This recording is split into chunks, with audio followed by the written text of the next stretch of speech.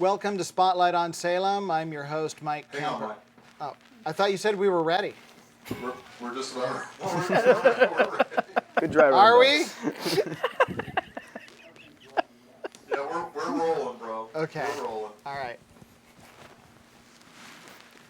Welcome to Spotlight on Salem. I'm your host, Mike Kemper. It was funk legend George Clinton who once remarked, "We need the funk, gotta have that funk." And who am I to disagree with George Clinton? It's my extreme pleasure to have in the studio tonight Salem's rising funk stars, the Ferenjis. Welcome to Spotlight on Salem, gentlemen. Thanks, man. Why don't you go ahead and introduce yourselves for everyone? Peter. And you play... Oh, right. I'm also a professional. I'm Peter. I play drums and bass and do some vocals as well. Excellent. I'm Jason. I do drums and bass and vocals as well. I'm Andrew. I play keys. And I'm Trevor, and I play guitar and do some vocals. Excellent, excellent. Well, you guys, you've only been together a little over a year. How did you guys get to be so good so quickly? Practice. That was for those Music kids, educator. guys. Sorry. That probably helps a lot, I would A little think. bit. Yeah. Well, Okay. the three of us here on the right side, left side if you're looking at it. Anyway, we played together for a while throughout college. We went to Corbin University here in Salem, and we were in the jazz band throughout that whole time.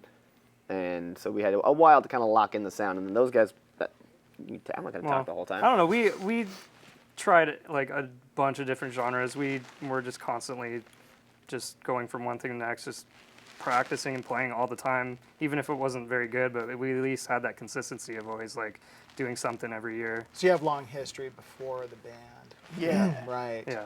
So the name, the Ferenjis, do you want to explain the origins of that name? Because that was the first question I Yeah. had when the Ferenjis. Right. Yeah. That actually came from a friend of my wife's. She lives in Ethiopia for a fair portion of her life, and it's their word for an outsider. It was a term that morphed from Frenchy into Ferengi, and it just meant white dude or outsider. And Okay. honestly, it kind of struck me like, oh, that word looks funny. It kind of sounds interesting. We played with a couple of band names. I don't even remember which ones we tried out. They weren't memorable. Not memorable enough to even. Not enough to not at all. remember. But then when we started, looking at how present we were going to be able to be on the internet, nobody had that name. So you have the uniqueness, and it also has the tie-in sort of to Star Star The Trek. Next Generation. So you get the Absolutely. sci-fi crowd in there too. Which I made that connection before he did, and he's the sci-fi nerd guy. Okay. Yes, I mean, several of our songs are named after like Edgar Rice Burroughs characters and like different sci-fi concepts, and then I blanked it. I just bricked it. Just Yeah. Those are Easter eggs. See if you can find them. There's a Hitchhiker's Guide one in there too. Look closely. So you guys started a band at Corbin, Yes. Cooper Wellington, correct? Oh yeah. Yes. Good. Someone did their homework. Yes. Well, that's what led Deep to the cuts. creation of the Ferenjis. Kind of spun off from that. It did. Yeah, definitely. I mean, that's where the three of us kind of met. I mean, we were in jazz band together at Corbin, but we never really hung out until we kind of, I guess they came to me and were like, hey, we saw the production stuff you were doing in high school, and like we should try to do this like EDM mixes with jazz and funk thing to like try this whole new genre. And of course got really sidetracked with all the EDM that was like just exploding at the time. So we went just hard left into Skrillex territory. Like occasional screamed vocals. It was a whole thing. Oh, it was Scream. Very much of its time. very much. Yeah. Buddy? Early 2000s. Trevor's like, I don't remember any of this ever being a thing. By the way. Jesus. I was Anyway. in middle school. It's okay. Yes, we're all slowly dying. Distancing Thank you. yourself from this, are you, Trevor? I see him leaning out from the couch. In case you ever find the this. tracks. Yeah. Well, but I that didn't go that far in my research, so Good. Yeah, just That does kind of bring us up to contemporary, though, is the reason that Trevor's in the band at all is that he was a student of mine at Guitar Center. And so when we got onto a bill at the Space to play for their 2000s Decade Night, initially we wanted to do Brand New. We were really big fans of that band. He was a really huge fan of that band. Yeah. So we're like, okay, we'll do that. And then we switched gears completely and did the Killers instead. But at that point, we had already meshed well enough as a group to just make it happen. And once we started jamming in those rehearsal sessions, it's like, hey guys, maybe. I mean, yeah, none of us are talking. It's like, hey, maybe we should do this. Yeah. Well, you guys all play really well together as a unit. Did you find it difficult to just pick up and take up with these guys? Because your sound blends really well. Well, with me, I've been in music for like about 10 years now, just always performing and doing a bunch of different genres. So I had like a lot of experience with like funk and R&B and everything else. So like any style that they wanted to play, I was down for, even if it was the dubstep kind of stuff. We are not bringing it back. No, Yeah. we're not. He's like done. edging for it. Yeah. Well, we even like before. I don't remember where this falls in the timeline, but we also recorded a theme tune for a friend of ours' podcast that was like this folky Norse-ish sounding. A lot of strings. Oh, Most of the strings yeah. being played by Trevor. I think ultimately all I ended up playing on that was stomp claps and a jaw harp I happened to have in the house, which I think added an essential layer to the Oh, it just- track. There's the missing ingredient. Is that Yeah, what you're was, saying? though. really like- tied everything together. It's put out a vibe. Like I you like just that. felt like you were in the D&D game with them while they were playing. You know? Any Robert Plant style vocals layered over that with a That little. was all instrumental. Oh, okay. No, yeah, that one was all instrumental though. He also named that something unpronounceable. So Sleipnir was the Norse god's horse. Loki, Right, Loki's horse, yeah. right. We all also knew a that. very popular movie character. I'm not good at movies. Sorry, Mr. Hiddleston. What do you want from me? I'm not good at movies. Here's the guy's actual name who played him. Right. So, you guys all went to Corbin College. How unlikely is it that three white guys from Corbin formed this funk fusion band? Because that threw me at first. I was like, oh, wow. I mean, not to, this doesn't sound like a Corbin College kind of scene, a funk fusion. No, that's fair. That's Yeah. very fair. I'm not going out on a limb there. No, okay. No, we could probably argue for the influence of G. Like, Oh yeah, Brian Griffiths, the band No. director, and over there at Corbin. I'm pretty sure he's still there. I hope so. yeah, absolutely. Yeah, real. Unless he's doing something, well, better. Real cool guy. Had definitely a big influence, at least on me, and I'm sure on these two as Absolutely. well, in terms of jazz and in terms of improvising and in terms of kind of finding your own sound within whatever sound you happen to be playing in. Yeah. So, yeah. Well, I saw you guys for the first time back in April at the Space, and I really liked you, like, straight off. Thank and you. Thanks. I think you sang vocals that night. That was the only vocal track you guys did. At the That would have Space. been back. What track would that? Wait a second. Was that the winter show? No, I think it was in April. Oh because yeah, I in guess April, that's. yeah, no, I was that's gonna a- say because that was last Christmas. Yeah. But you guys have added more vocals, it seems like, in Yeah, the time definitely. since I saw you in April. Yeah, we've ramped that up a lot recently, actually. Well, the three of you all have really good voices for singing, and it really adds a nice dimension to what you guys are doing. So Thank you. keep it up. I like it. We're trying to figure out how to drop in more cool harmonies and stuff and see what we can do with the blend of those voices as well. No, you guys all have good voices, and I hadn't heard you sing till you were at the Battle of the Bands. It was the first time I heard you sing. Yeah. I'm just now kind of picking up how to sing. Because for a while, I was in a acoustic duo called OK, where I kind of like sang backup vocals, not really know what I'm doing. But yeah, ever since I joined this band, it's been so much better actually being able to experiment with singing. Because I've always wanted to, but never had the opportunity to. Because I've always been like at my school in like all the ensembles and never had time for like choir. So Okay. Yeah. So you do have some vocal background training prior to coming to it. Slightly. Just a little bit? I took like one vocal lesson. Yeah. but- The prerequisites. Just there. one. Yeah, I think that's, I don't know, that seems like like a pretty common theme for all of us is we have a very heavy like rhythm background. So the vocals is really, it's a challenge, a good challenge that we're all like, I think we're making it work pretty well. Yeah. So Well, I've noticed you guys, you were great when I saw you in April, but every time I see you, you guys continue to get better. And Thank you. and you're adding, That's good to you hear. add different songs, because I'll go and see bands, and yeah, it's kind of close to the set they did the last time. But I'm hearing you guys bring in new things fairly consistently. Yeah. And I really dug the Herbie Hancock tune. Oh, yeah. you guys Thank you. did. Yeah. That might actually be the first song that we ever played together that wasn't the Killers. I think we just started like jamming that after a practice, Yep. and That was I mean good. we've all grown up in jazz bands, like we all know that Yeah. form, we all know Right. it inside out and backwards. I knew that one on saxophone, but yeah. Yeah, and just like that speaks to the experimentation in this group too. Every time we come to practice, especially you, like taking lessons from Constantly. Woytalk and then Guys, I just thought of showing 5 up new every things. week. What was that Let me thing? show you. Cascading waterfall harmonics. Yeah, with like the Get pinch outta harmonics and here. everything. And so every time we find something that we think sounds cool, we try and build something around it. Gotta add it. You know? Yeah, absolutely.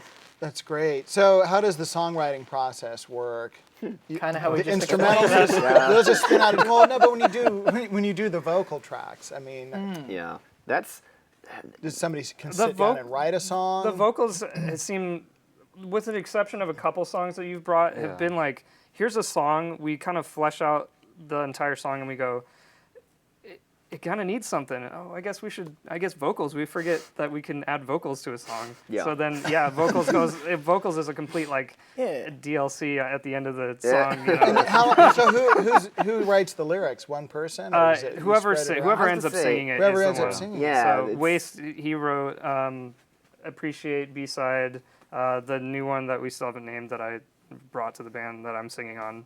I wrote those ones, and so it's just. That's a tease, folks. Yeah. More to come. I guess yeah. So how long does it? Do you equally find it easy to write the words, or? This is the first instance, first anything of me trying to write my own lyrics and do anything really vocally. In high school, I was in choir, and then I did like a little punk band where I was doing background. But that's really the extent of my vocals. And so this is really a new territory for me. And I mean, we're all pretty experimental, and it's been a great place for me to experiment with it. Well, that's great. I mean, because being a good musician is one thing, but then able to write lyrics too, that's Yeah. that's Yeah. completely It- separate animal right there. It's Oh, a new thing. Not super new. I've written just stuff before. Like I'll just jot down poetry. God, I'm so sensitive. That's the But, first like- thing I came to me when I talked to you. Right? I get that Is a your lot. sensitivity?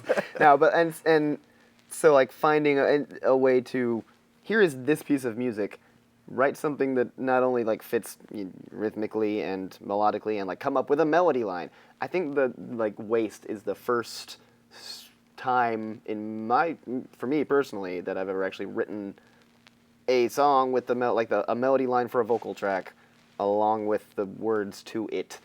And yeah, it's again very experimental phase where we've got one kind of in the pipe that is sort of a spoken word-ish rap thing. I don't want to give anybody any false impressions, but That's a it's gonna be- teaser, folks. Yeah, I mean, constantly we're always writing And new that's stuff. enough. Like, it's just Well, never and ending. like to touch on Waste just for a second too, talking about that experiment, I was just messing around the piano watching the Rick and Morty season 2 finale, and there's that unsung. Not What is a that sponsor. called? I can't.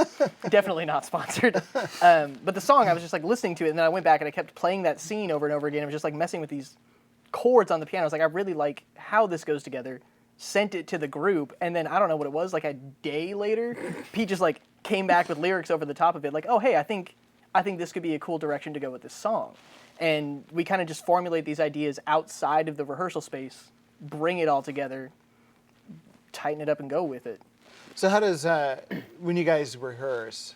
Are you coming in to practice songs, or do you guys throw out new ideas when you do that too? Yeah, Yes. we actually recently have been trying to get a lot more structured with our practice time because it had been for a while just like, all right, practice time is at X o'clock. Get there, set everything up, Jam mess for like a half around. hour. Yeah, jam for way too long for on me to show nothing up. that we're gonna. Yeah. And then, all right, what do we need to practice? Okay, let's do that. Oh, I had an idea. Okay, what can we do? And we've recently are kind of trying to push towards, all right, we're gonna have a rehearsal schedule, and one person's gonna run practice, this week, and then we're gonna actually treat it like it's, like if we're in like a band rehearsal, almost like an academic setting, because that's how work gets done more efficiently and effectively. So, Okay. It just helps us to like just highlight things that we may just forget that we want to practice too, just because we just show up at our practice space and just kind of go ham and just go Yep. all over the place. So just keeps So us there's in not line. one person keeping you in line. No, we're trying to No. rotate. We're His giving wife. you Yeah. a shot at leadership. How's that working out, Andrew? Who? What? Me? Giving the role of leadership. I'm not good at that. I'm admittedly not good at that. Teacher. Oh, crazy. So are you guys working on a CD right now? I know that you've got songs available at fine retailers online everywhere. We're not allowed to give out brand names, sorry. But people can figure that out. But I know you have a collection of songs out, but are you looking to making an entire CD and doing a CD or EP release? Anything in the works? Definitely, there's not really a set time at the moment. We're just kind of, I think part of it too is we do just constantly keep coming up with stuff and like, oh, like here's a kind of a direction we're going in, and then we kind of take another direction. So we've just been going real hard on like writing new stuff and just tightening up our sound at the moment. But for sure, it'd be nice to record everything and be able to put something out there that's not just the 4 or 6 songs we have at the moment, you know. Right. And even the stuff that's on right now is like kind of almost dated because it's not, you know, we've kind of we've evolved a little bit from what's on there right now too, especially because B-side on that's up right now has no vocals on it, and now it is like very vocal driven. Like, Yeah. so, and it'd be nice to definitely have our more current sound updated. But at the moment, we don't have anything set just yet. Okay. Well, I look forward to you guys doing a release, and hopefully that'll happen Yeah. sometime soon. So what's the favorite part about being in this band for you, Trevor? Favorite part? Yeah. There's so many. Well, usually, because I'm also going to Western Oregon for composing, and so most of the time I only can like compose for like a string quartet or something else that's at my school. But I've always wanted to be able to write for a band. And even when I was taking lessons from Andrew, we kind of talked about that, where it's like, oh, I only right now have the piano I can play and write vocals, but actually having like a group of people I can just come and like experiment with and kind of even push them to do new things is always fun. Because I'm also like a teacher too, so it's always fun to kind of go in there and like show them like, oh, you could play it like this, or show some new stuff. It's always like experimenting and doing everything like that. Yeah. Excellent. Well, I see we've got the gear here. I say it's time we get to it. Let's play some songs. How's that sound? Sounds good. All right, let's do it.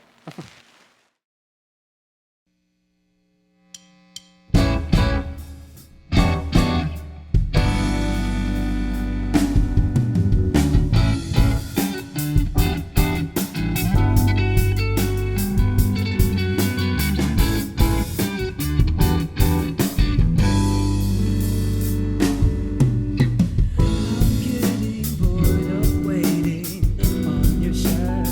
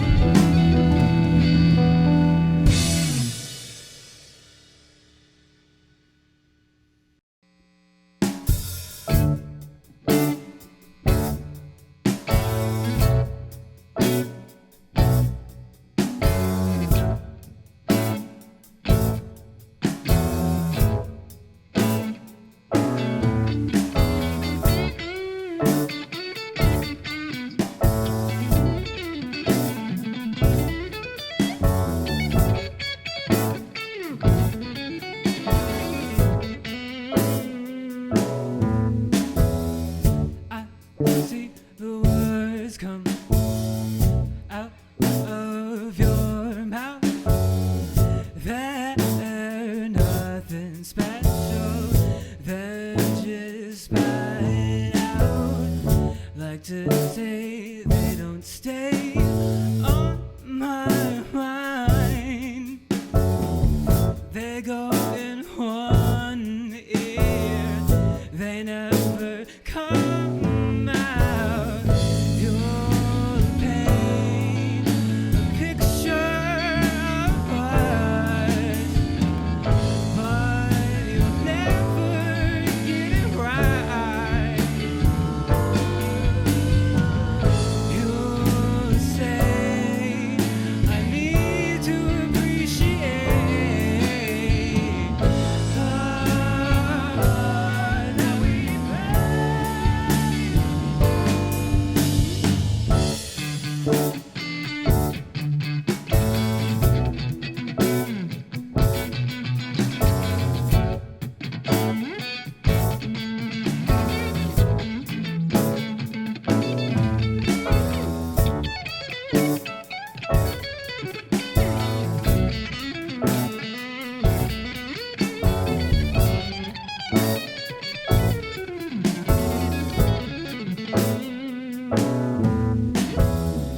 Can't you see that I'm trying my best to ignore the problem and the pit and high chest?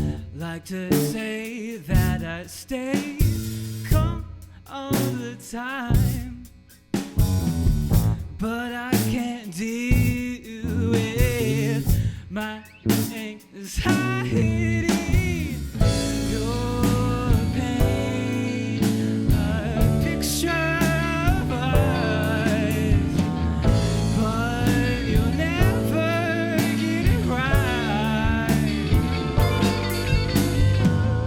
You'll say, I need to appreciate that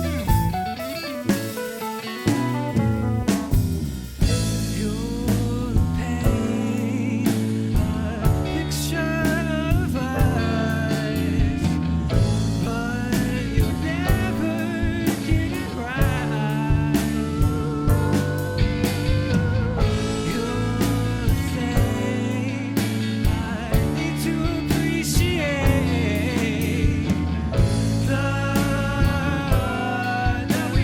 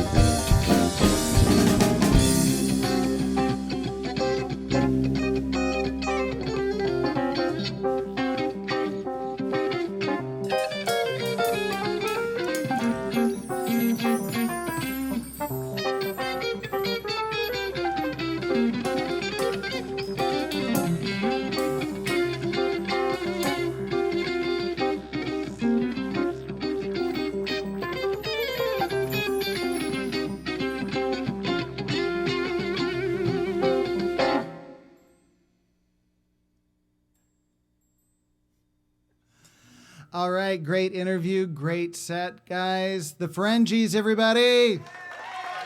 All right, until next time, Spotlight on Salem.